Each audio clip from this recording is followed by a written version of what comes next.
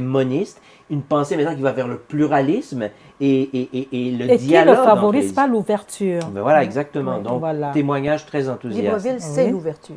Alors, sur ce plateau, nous recevons, comme je vous le disais en titre, M. Zebilinga, chercheur indépendant, membre associé au comité scientifique international de l'UNESCO pour l'histoire générale de l'Afrique, membre aussi de la rédaction de la revue Présence africaine. Quel bénéfice l'Afrique tire-t-elle à remettre en question l'ordre établi par la pensée occidentale? Le bénéfice que l'Afrique va tirer, elle peut déjà en avoir une première idée, une première saisie, en se demandant quel est le bénéfice qu'elle a tiré de ses savoirs, de ses propres savoirs, que je ne dirais pas savoirs locaux, parce que ce sont des savoirs tout court, ce sont des savoirs, je dirais peut-être pluriversels, c'est-à-dire ils ne viennent peut-être pas du même endroit, ils ne viennent peut-être pas de Londres, etc.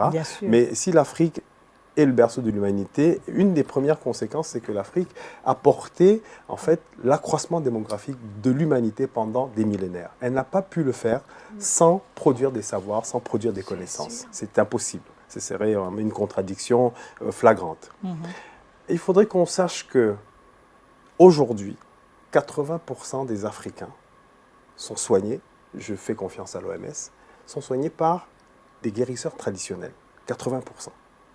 Si l'Afrique continue d'avoir un accroissement démographique malgré les difficultés, elle le doit en très grande partie, et ce n'est pas faire offense à Madame la cardiologue ici présente, elle le doit en très grande partie à sa connaissance ancienne et intime à la fois de l'être humain, à la fois des plantes, à la fois des contextes qui amènent les êtres humains à bien vivre. Sa maîtrise de l'environnement. Sa maîtrise de l'environnement. On a parlé des humanités environnementales, etc.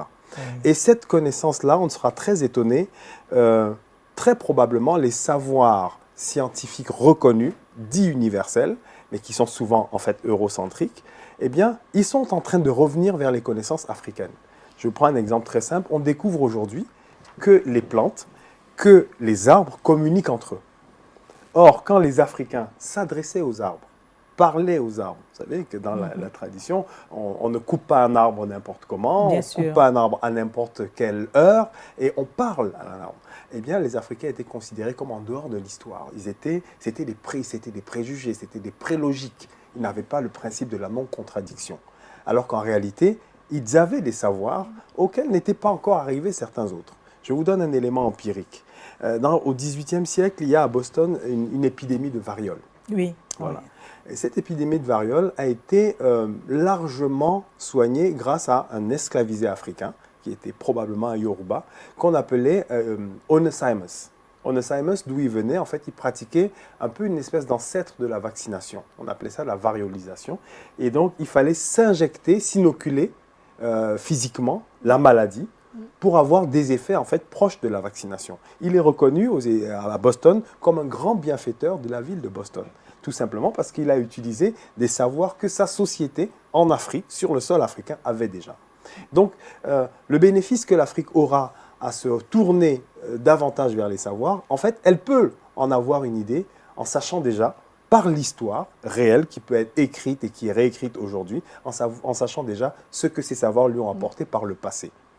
Elle a été télescopée par un ensemble de facteurs qu'on connaît, la traite négrière, la colonisation, mais également ce que, globalement, les élites africaines ont fait de l'expérience négrière et coloniale, comment ces élites-là ont subi les éblouissements, ont subi aussi une forme de structuration, restructuration mentale, au point d'être eux-mêmes aussi des lieux, des sites de répression des savoirs africains.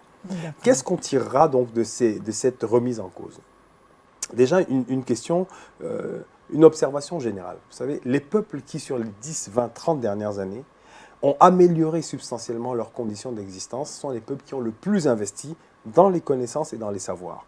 C'est vrai pour la Chine, c'est vrai pour le Brésil, c'est vrai pour la Russie, c'est vrai pour la Corée, etc. Ça, on peut le voir dans un certain nombre de rapports de l'UNESCO.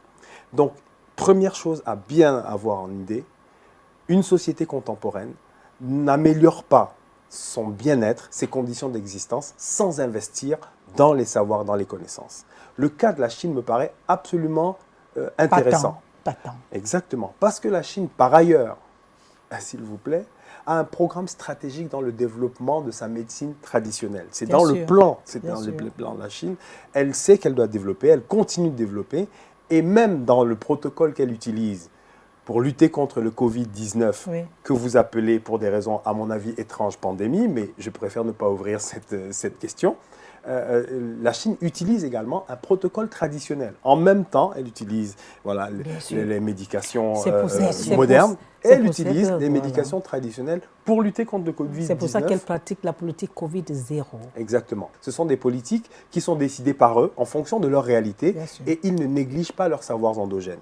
Donc si on veut avoir une idée, une anticipation de ce que seraient les résultats, le bénéfice à tirer de la réforme de nos savoirs dans le sens des savoirs plus endogènes, des savoirs choisis et d'une nouvelle innovation, j'ai envie de dire épistémologique, il faudrait aussi regarder ce que font ces nouveaux pays, Bien comme sûr. la Chine, comme l'Inde, qui Les développent pays- les aussi nouveaux ces- pays émergents. Exactement, il faudrait regarder.